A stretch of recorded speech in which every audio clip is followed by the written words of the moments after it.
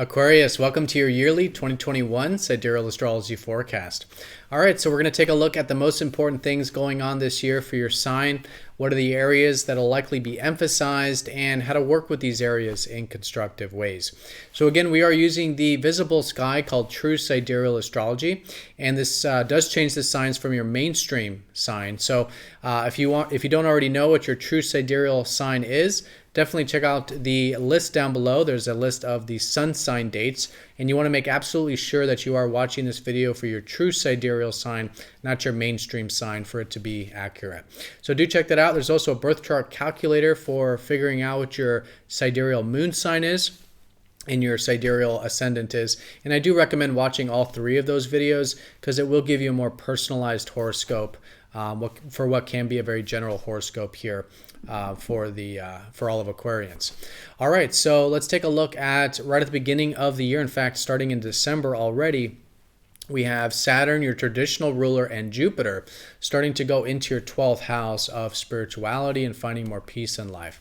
So I think these next couple years, it'll be good for doing inner work, finding more peace in your life, being willing to go with the flow a little bit more, working on spiritual and mental health as well. But Jupiter is going to be expanding it in 2021. So a lot of you might be getting a lot of insights from your dreams, maybe spiritually heightened intuition, maybe strong creative imagination.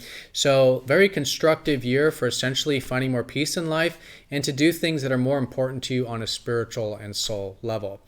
Now, January 10th, things just generally become a lot clearer for the collective, because Mars is going to be leaving Pisces, and this whole second half of 2020 was a lot of uncertainty about where we're putting our action and our energy with Mars and Pisces. But now Mars is going into Aries January 10th onwards, and this is in your third house, which can be a very social house sometimes, which deals with maybe wanting to share and exchange with others, maybe get into the marketplace, maybe connect with neighbors or peers.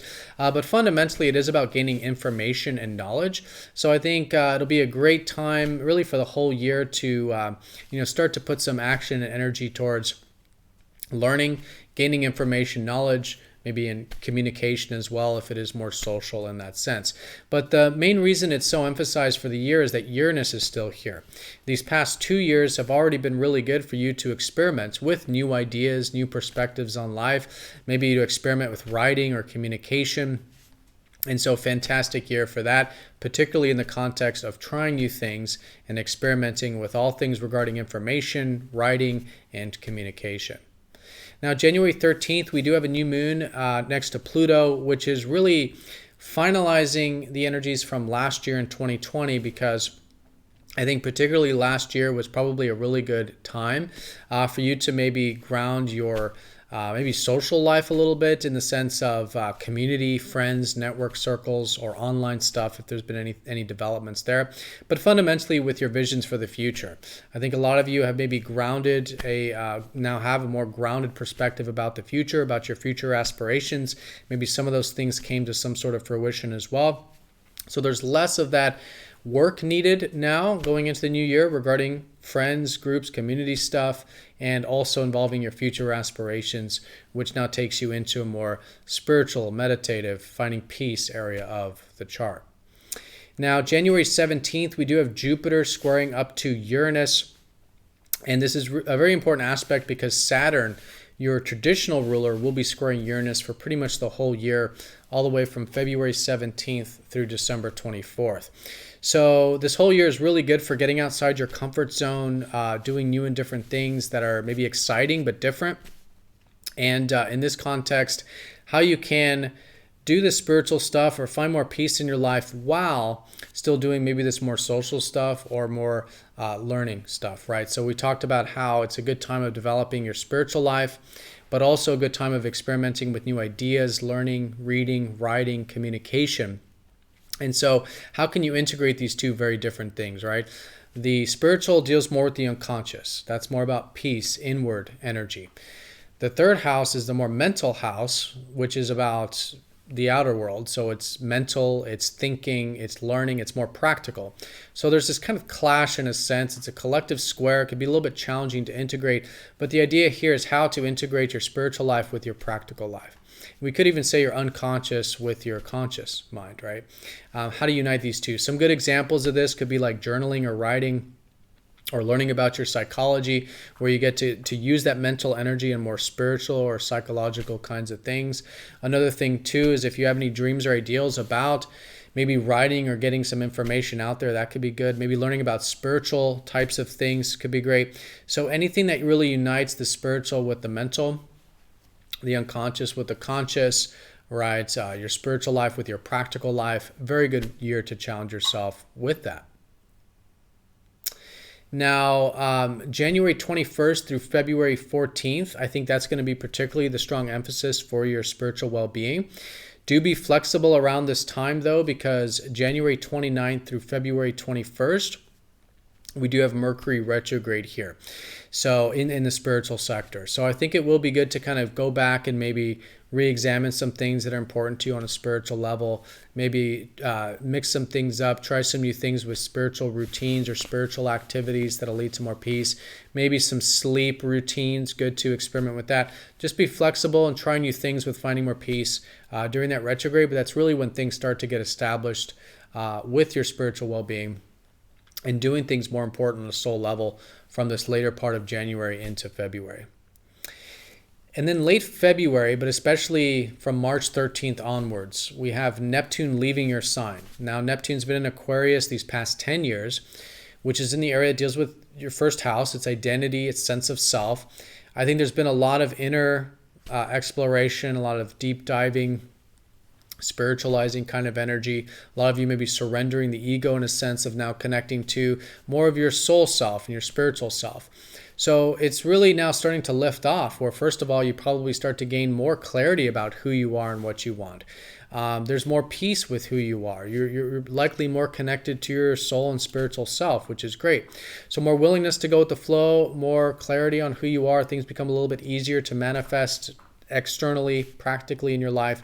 And Neptune will then go into your second house of resources. So here's where some of you might have some dreams or ideals in regards to maybe income, resources, money, investments. And it's good to follow those dreams and ideals, but just recognize that, of course, we are under a bit of an influence with Neptune. So it is good to listen to our intuition. It is good to surrender what's outside of our control in regards to money and resources. And we'll see how everything ends up working out in divine timing in that sense. But I think it's going to be a very comfortable place for Neptune. Even though he's a little bit more challenged in the second house, he's going into Pisces, which is his home sign. So it's very comfortable for Neptune to be here. I think as an Aquarian, you're already someone who is more selfless and more giving when it comes to resources. It's more about the ideals for you when it comes to resources and stuff. So that's a very symbiotic energy here for that. So yes, follow your dreams and ideals, but at the same time, see how everything ebbs and flows with resources, and see if there's something you can do that's more spiritually satisfying and meaningful for you in regards to resources as well. Now, April 18th, Jupiter is going to come into your sign.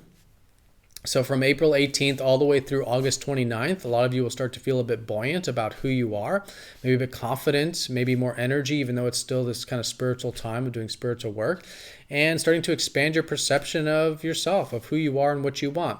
So great time for this, all things relating to goals, setting intentions, action, initiative, confidence, right? All this gets very expanded here. And you'll probably just be learning a lot about yourself, simply put, from April 18th through August 29th in particular. Now, April 21st through May 11th, we do have the new moon in your third house. So like I was saying, good year for experimenting with learning and sharing your ideas and communication, maybe social. And that's really where things start to develop. We'll have the fast movers there. We'll have a new moon there on May 11th. And so new beginnings starting to unfold here with your practical life and learning and sharing information and knowledge with others. Now, May 26th and June 10th, we do have the eclipses, and this is a very subtle energy, but I think it's noteworthy. So for the whole year, I think it's going to be really good to find this balance between your productive life and your private life, between, let's say, career and home. because there's probably a lot of emphasis around achievement this year, at least in a karmic sense, for accomplishment, maybe your career. And so what balances that out is, of course, spending plenty of time at home and in our private life and exploring new things there, exploring new things with your home, with family, with personal life. That'll likely help create some balance there if there was a lot of emphasis on the productive or career stuff. And also the eclipses on November 19th and December 4th will help us do the same. Now, June 14th, we have the second Saturn square Uranus. So this is going to be a nice step in the right direction, again, about you having a little bit more freedom and experimenting, getting outside your comfort zone a little bit, and really establishing these new foundations in your life. Because, you know, as an Aquarius, I think you do need freedom and change, but with the square to Saturn as well, it's like we also need our foundations and our structures. So things make a little bit more sense about that. Again, I think for you, it particularly pertains to your spiritual life and your practical life and how to integrate those. But from June 14th all the way through December 24th, so that's second half of the year, I think it's great for structure and freedom.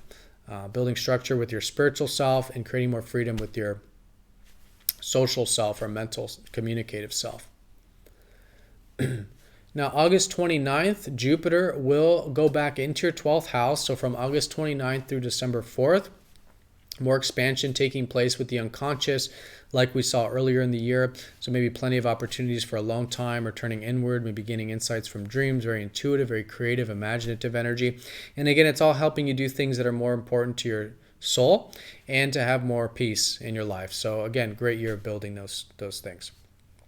November 19th and December 4th, we set are the next set of eclipses, helping you find that balance between your public life and private life, which will be great throughout the year.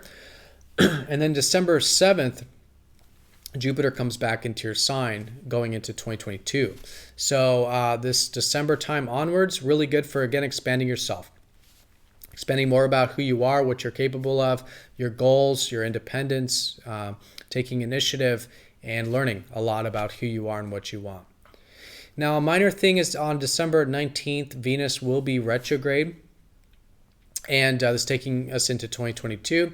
And this will be in that 11th house, so that'll be a good time of reestablishing or rethinking about any values regarding friends, community, maybe collective matters, your enjoyments about collaborative things or global things. And maybe you can go back and redo some of the things from 2020 in regards to this stuff as well, and maybe re-examine your future ideals and future visions. And then lastly, December 24th, we have the last Saturn square Uranus, which is the final integration of more of that structure and freedom, and for you, more of that spiritual life and practical life. Even though I still think in 2022 onwards, it'll still be good for doing things for more spiritual peace and well-being, doing that work there, and still experimenting with new ideas and communication, but nonetheless something solidifying there where you feel more free, but there's also these good new structures and solidifications with yourself this year. All right, so Aquarius, have a fantastic 2021. Thank you so much for watching. Now, this video does come with a 20% discount on personal readings, so if you do want a deep dive into your personal chart, these general readings are very collective, very general. So for the most specific look, of course, we do need that personal reading, so do check that out. Links are down below. But again, have a fantastic year, Aquarius. Thank you so much for watching, and I'll see you all next time for the next astrology forecast. Take care.